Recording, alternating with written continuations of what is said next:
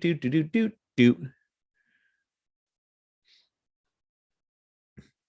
Bear with me, everybody, and then we'll get the show on the road, and we'll get in and out of this chapter in a jiff.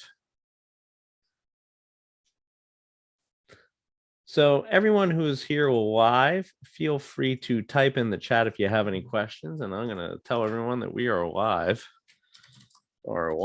talking about the primary and secondary markets.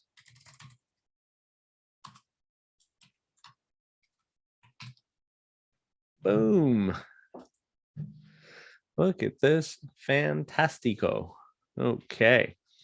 So we're talking about, and for those of you who are live with me on YouTube, feel free to type in the chat any questions that you might have. And also what I want you to do is this, please hit that like button. That does help us out.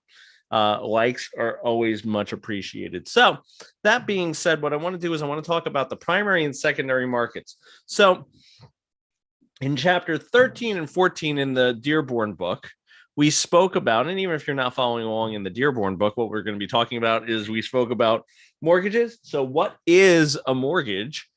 And we talked about different mortgage products, such as we spoke about the VA loans, the conventional loans, FHA loans. So we spoke about all those things. Now, tonight, what we're going to be discussing is basically, we're going to be talking about the different ways, basically where money comes from is what we're going to be talking about today. And I like to do a little simple drawing for you to kind of illustrate and help you understand in a visual sense what the primary and secondary market does. So the primary market. Now, if I told you that I had a music store, that's my little music note, okay, and I sold guitars, well, you would understand this. Basically, I would sell guitars to customers. So my music note, that's my really poorly drawn music note. I am so sorry for any musicians.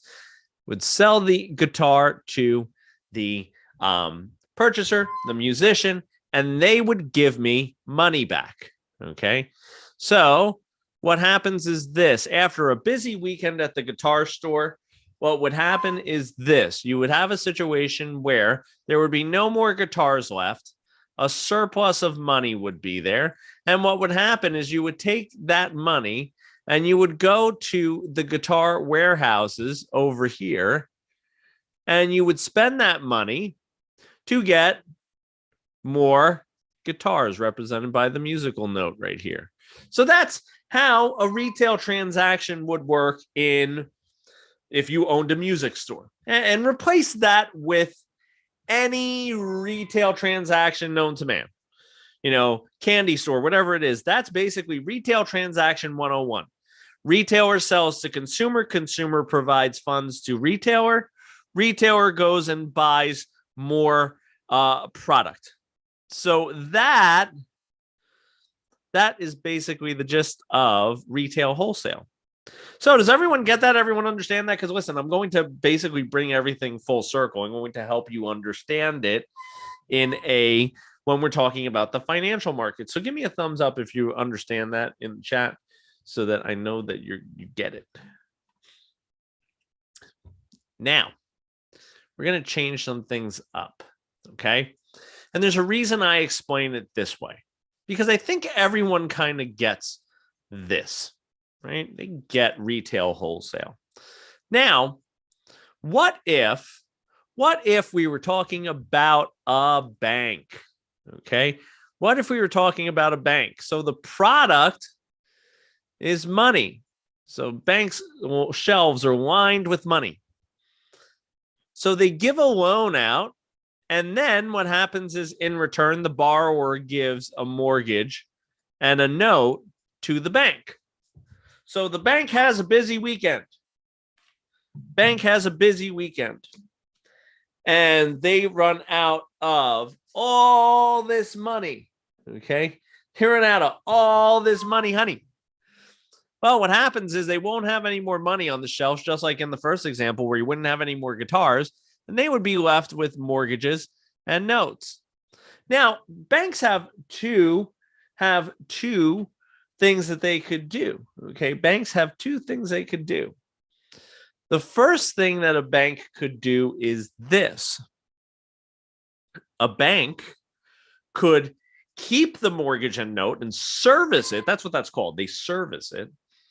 That means that what they basically do is this. They're basically going to keep the mortgage and note and have the borrower make payments to them. Okay. So that's what would happen as far as servicing it. Or let's say they want to get more money back in the shelves. If they want more money on the shelves, what they're going to do is take the mortgage and note and they are going to sell it on the secondary market to any of the secondary market players. So we're going to talk about who's on the secondary market and what they basically do. So does everyone get kind of a little bit of about what they like, a basic general sense of it right now, just from that example? So there's three entities on the secondary market. The Federal National Mortgage Association, more commonly known as Fannie Mae. The Federal Home Loan Corporation, okay, known as Freddie Mac, okay, and then the Government National Mortgage Association,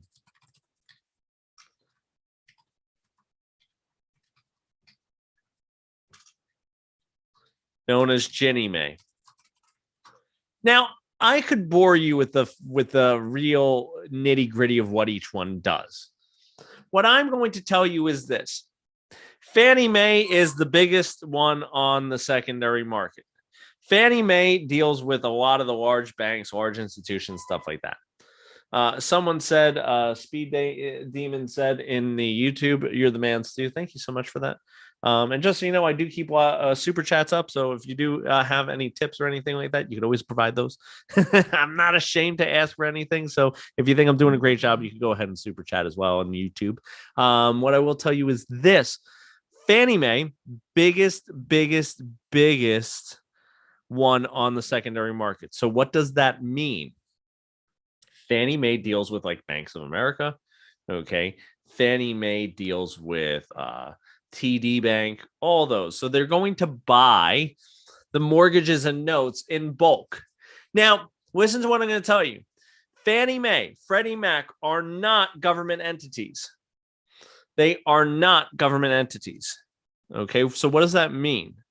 Okay, government entities are basically means that the government funds them. Fannie Mae and Freddie Mac are funded by private individuals. So basically, bonds, okay, and investor money is injected into Fannie Mae and Freddie Mac, and that's how they get their money, honey. That's how they get it, so that they could provide that money to. They could provide that money to the banks, who then sell the mortgage and note for a slight profit. They'll sell it for like a slight profit to the Fannie Mae and Freddie Mac. So Freddie Mac is just a smaller Fannie Mae. Now, why does Fannie Mae and Freddie Mac buy the loans? The reason why they buy them is because it's actually more profitable to hold the loans and service them over many, many, many years. Okay. It is much more profitable to service them over many years. It is less profitable. Okay. It is less profitable to just sell it for a little bit of money. Okay. That is not the more profitable venture. The more profitable is going to be to, again, hold it for like 30 years. But what happens is this. The reason why the banks don't do that. So the reason why the banks don't do that is because the banks are in a situation where what happens is this. They cannot get to a point where what happens is this. They can't get themselves to a point where they have $0 in the bank. So they have to have some liquidity. They have to have the ability to lend some of the money out. So it's basically they go to sell those mortgages and notes to the secondary market so that they could replenish the stock. Now, I told you that Fannie Mae and Freddie Mac are going to be two entities that are not government. Ginnie Mae is. Now, listen to what I'm about to tell you. Ginnie Mae does not buy mortgages. So what does Ginnie Mae do? She sells what is called pass-through certificates to provide funds for FHA and VA loans. So government-backed loans are the ones that they're really going to be dealing with, Ginnie Mae. So what I want to do is this. I want to take any questions, concerns, burning desires that anyone might have, because really, honestly, that is the primary and secondary market. I don't want to go into too much more detail on this one because I think that, you know, you really could kind of fry your brain a little bit if you do too much on the financing. And we've done 3 classes in a row where we've gone over financing. We've done mortgages, promissory notes, FHA, VA financing, and now we've done the primary and secondary market. So you should have a really good grasp of it right now. But I'll take any questions, concerns, or burning desires, anything from the peanut gallery. Anything at all? Ginnie Mae, sure, I'll definitely repeat that. That was a question that came in on the Zoom. So this is live with me in my Zoom class. So Ginnie Mae is basically the government entity, deals with FHA, VA loans, and Ginnie basically sells pass-through certificates. So sells pass-through certificates to investors that will allow for the banks to get money back. The secondary market only exists to give liquidity to restock the shelves, okay, on what was I going to say? For the banks. So for like TD Bank, Bank of America, stuff like that. So, any other questions? So Sabina asked, what would questions look like on the exam in regards to financing? Loaded question. Could be almost anything. Could be a question on, Fannie Mae, Freddie Mac. There's a lot of, listen, if you haven't already signed up for Prep Agent, I do suggest it because you could go right into a financing section and there's hundreds, if not thousands of questions just on financing. So that's what questions would probably look like on financing there. So any other questions? Anything else? Okay. When will this video be up to review again? Well, that's going to be, so these videos are always going to be here live. So if you go to my live videos on the YouTube channel, it's always going to be there. I have many others, and I'm going to be doing this every Monday and Wednesday night around this time. So I've decided to do one chapter from my real estate class in New Jersey, and basically it's stuff that you would probably need in any of the states that you're going to be studying for, because this is stuff talking about the primary and secondary market. That's every state you're going to need this stuff. Okay, so as far as the stuff that you need to know for chapter 15, yeah, that's the stuff that I would really concern yourself with. Listen, I would always say make sure you go through the chapter once, but other than that, this is the stuff that I think is the Cliff Notes, the most important stuff. So everyone on my YouTube channel, I'm going to be signing off momentarily. Everyone who's here with me live, please hang in there, because as far as my Zoom class, I'll be with you because I'm going to still continue to be with you. So everyone on the YouTube channel, I'm going to see everyone real soon. Have a great one. Remember, hit that like button.